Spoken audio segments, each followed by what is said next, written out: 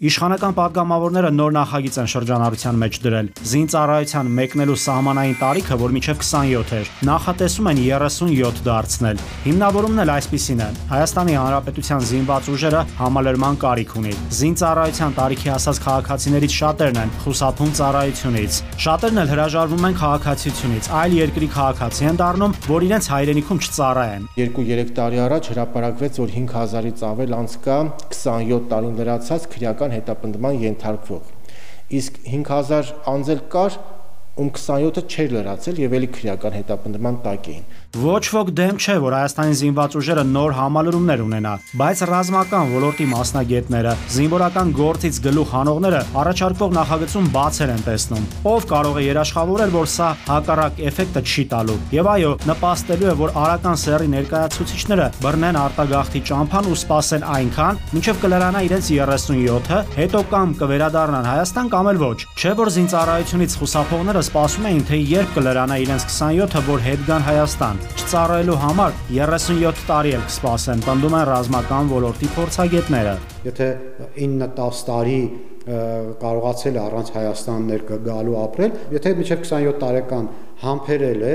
ինքը նաև համբերի մինչև 37 տարեկան։ Եվ այո, եթե 27 տարեկանում անձը դեռ ընտանիք չի կազմել, չի կարգավորել իր սոցիալական դրությունը, միգուցե իր համար հեշտ լինի այդ տարիքում ծառայության անցնելը։ 37 տարեկանում սակայն բարդություններն ավելի ակներև են։ Հատկապես այն ամենա էմոցիոնալ շրջանում տարիքային, այնպես է, որ եթե ինքը արդեն հասցրել է նաև ամուսնանալ,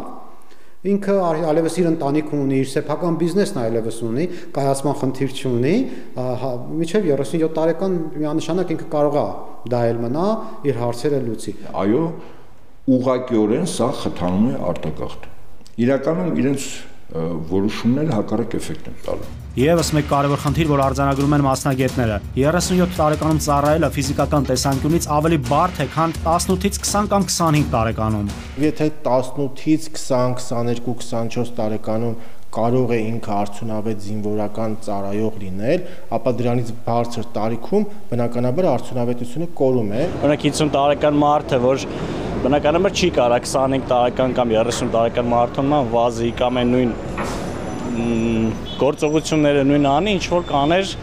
ասենք 25 տարեկան կամ 30 տարեկան մարդը։ Շատերի համար անընդունելի է նաև գումար վճարիր քիչ կամ ընդհանրապես մի ծառայիր տարբերակը։ Վիճակագրական տվյալներն են փաստում 27 տարին լրացած եւ քրեական պատասխանատվությունից խուսափելու համար պետբյուջե գումար վճարած քաղաքացիները 100-ի էլ չեն հասնում։ 10,000-ից ավել անձից ընդամենը 60 անձ է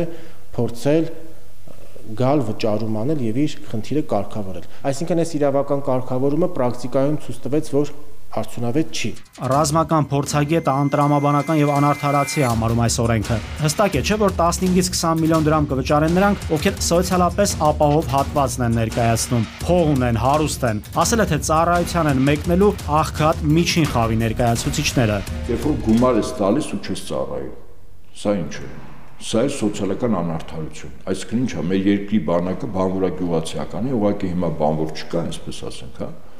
որտեղ գործարաններ չկան։ Սպասարկման ոլորտ է, հա, ամբողջովին։ Գյուղացիներ կան։ Այսինքն չունևոր խավի զավակները գնան ծառային ունևորներին, հա, պաշտոն զբաղեցնողներին ոչ։ Այսինքն սոցիալական անարդարություն է։ Որքան էլ մենք փորձենք սեղմել օղակը, քրեականացնել, մեծ գումարներ այսպես առաջարկել օրենքով, որ տան նոր ազատվեն եւ այլն, միևնույն է, ճանապարհը կգտնեն, կազատվեն, կգնան արդեն, եթե միջև հիմա առանց օրենքի են անում, փախնում են, հիմա իմ վերանշված օրինակներով այլ երկրի քաղաքացի դառնալով իրանք կանեն օրինակավոր ճանապարհով եւ բյուջեն գումար չի մտնի եւ մենք բանակում զինվոր չենք ունենա։ Վարժական հավաքների մասնակցել։ Նրանք կամ վարժական հավաքների ընդհանրապես չեն մասնակցել կամ տեղյակել չեն ինչի մասին է խոսքը։ Անցորդներ կան խոսում են հայերեն, ազգությամբ հայեն, բայց Հայաստանի քաղաքացիություն չունեն։ Հայաստանի չէ։ Մասնակցել եք։ ժամանակ չունեմ։ 10-11-12 տարեկան տղա երեխաներին Հայաստանից հանում են, տալիս են այլ երկրի, այլ պետության քաղաքացիություն, նորից վերադառնում են Հայաստան եւ այդ երեխաները այստեղ կրթվում են, իրենց կրթությունը ստանում են, բայց ապրում են Հայաստանում, բայց այլ երկրի քաղաքացի են։ Վարժական 25-օրյա հավաքներին մասնակցած Հրայրի հետ ենք զրուցում։ Տարի ու կես առաջ է զորամասերից մեկում ծառայել։ Ընդհանուր առմամբ դժգոհ չէ վարժական հավաքների ծառայությունից։ Նա անկեղծանում է։ Սկզբից, երբ նոր էր մտել զորամաս, սնունդը լավ էր, բայց հետո Հրայրին դուր չի եկել այն։ Որակի փոփոխություններն ակնհայտ են եղել։ Կոնկրետ մի քանի օր է որ լավ էր, բայց հետո չէ, հետո դուրս չեկավ, փոխավ արդեն ամեն ինչ։ Ոչ ոք դեմ չէ ծառայել հայրենիքին, բայց տարեկան միլիոնավոր դոլարներ են ծախսվում զինված ուժերում վարժական հավաքների մասնակցող զինվորականության համար։ Դրանք սննդի գումարներն են, իդեպ սնունդը հայտնի ֆիրմաներից մեկն է տրամադրում բանակին։ Հիշում եք 18-ին ելակ, դոլմա, խորոված, այդ տխմարությունները, պոպուլիզմը։ Կրկին մասնագետներն են փաստում, լավ չէր լինի, որ այդ հսկայական գումարները ներդրվեին հատուկ զինվորական խմբեր ձևավորելու նպատակով։ Դրանք կարող են լինել ռազմական հատուկ ջոկատայիններ եւ կկազմեն մեր զինված ուժերի պրոֆեսիոնալ հատվածը։ Այդ հսկայական գումարներն էլ կուղղվեն պրոֆեսիոնալ ստորաբաժանումներում ծառայողներին։ Պայմանագրային անձնակազմ մարդկանց Արցախից հսկայական փորձ ունեցող անձնակազմ կա։ Պատերազմով 1-2 մեծ ճակատամարտերով 90-ականներին 44 ծրայում դրանից առաջ իրենք անցել են, ունեն բարձր մոտիվացիա։ Թող այդ հսկայական գումարները ուղղորդվեին բոլոր այն անձանց, ով ֆիզիկապես, հոգեբանորեն, մասնագիտորեն ուներ ունակություններ անհրաժեշտ եւ պատրաստ էր համալրել մեր զինված ուժերի շարքերը։ Ձեզ վստահաբար եմ ասում, տասնյակ հազարավոր մարդիկ կլինեն։ Վարժական հավաքի մասնակցած տարբեր տարիքային խմբերի տղաների հետ զրույցում մի քանի խնդիրներ վերհանվեցին։ Օրինակ ճիշտ են համարում, որ մարտական հերթապահությունն իրականացնեն այն պաշտոնում, որն ունեցել են օրինակ զինված ուժերում ծառայելու ընթացքում։ Ով ծառայել է կոնկրետ ինչ-որ հաստիքի վրա, հենց այդ հաստիքով գնա։ Օրինակ ես եղել եմ նշանառու, բայց ես օրինակ գնացել եմ որպես նշանառուի օգնական։ Այսինքն, որ օրինակ սնարյադներն է տեղափոխում մանավանդ հրետանու դեպքում։ Մարդիկ ովքեր հրետանի են գնում, հրետանի չծառայած։ Եվս մեկ հետաքրքիր հանգամանք, որի վրա պետք է ուշադրություն դարձնել։ Վարժական հավաքների մեկնողները տարբեր տարիքային խմբերում են։ Նրանցից շատերը զինված ուժերում օրինակ ծառայությունն անցել են 20-ից 30 տարի առաջ եւ պարզ է, չէ՞ որ նրանցից շատերը մոռացած կլինեն զինվորական ծառայության պարտադիր պայմանները, չեն ունենա զենք կիրառելու այն հմտությունը, որը կիրառել են ծառայության ընթացքում։ Իսկ տեխնիկայի, մասնավորապես ռազմական տեխնիկայի դարում կիրառվում են տարբեր զարգացած զինտեխնիկաներ։ 20-ից 30 տարի առաջ սահմանին ԱԿՍ-ով, ԱԿՄ-ով կանգնած զինվորի համար նոր տեխնիկայի դարում դժվար է 25 օրվա կամ 3 ամսվա ընթացքում հմտանալը ռազմական գործի զենք կիրառելու մեջ։ Վերջին անգամ 10-15 տարի առաջ է եղել զենքը ձեռքին կամ միգուցե չի եղել, բնականաբար ինքը զինված ուժերին որևէ օգուտ չի կարող տալ։ Նույն 30 տարեկանին, որը 18-20-ում նորմալ ծառայել է, ինչ որ ասենք, հատուկ ստորաբաժանում կամ կապի վարչությունում կամ կապի զորքերում կամ հրթիռային զորքերում 10 տարի անցել է, նախ գիտելիքների անհրաժեշտ պաշար դիտարկվի, 1 առողջականը բերվի նորմալ կոնդիցիայի, որտեղ ինքը մարտական խնդիր կատարի, 2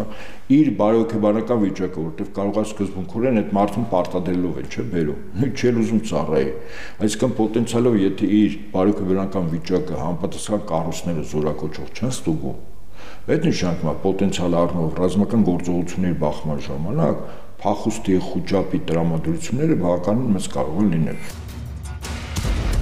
Լավ, այդ դեպքում ինչու են շատերը Հայաստանում խուսափում ծառայել զինված ուժերում։ Հարցը մի քանի պատասխաններ կարող է ունենալ։ Նախ Հայաստանի զինված ուժեր արագ են սողոսկում դրսի վատ բարքերը։ Քրեական ենթամշակույթն այնպես չէ, որ ամբողջությամբ դուրս է եկել զինված ուժերից։ Եվ ամենակարևորը, զինված ուժերում ամբողջությամբ չեն բացահայտվում արտակարգ դեպքերը, սպանությունները։ Այդ անպաշտպանվածության զգացողությունը կա, որ իրենք չեն ցանկանում, որ իրենց երեխաները գնան ծառայել։ Չկա այն մոտիվացիան, որտեղ մեր հայրենիքի ամեն մի թիզողը մեր համար սրբազան։ Զինված ուժերում պետք է վերացնել խաղամոլությունը, թմրամոլությունը, ալկոհոլամոլությունը, վերանայել պայմանագրային զինծառայողների սոցիալական վիճակը։ Մասնագետների դիտարկմամբ պետք է ստեղծել այնպիսի պայմաններ, որոնք բանակում ծառայելը կդարձնեն ցանկալի, գրավիչ ու ապահով։ Եթե այս ու այլ փոփոխություններն արվեն, ըստ մասնագետների, բանակում ծառայելուց խուսափելու մոտիվացիան շատերի մոտ կնահանջի։ Նաիրի Մուրադյան, Վահան Գոլոյան, Զորաբ Խարամյան, Սուրանկյուն։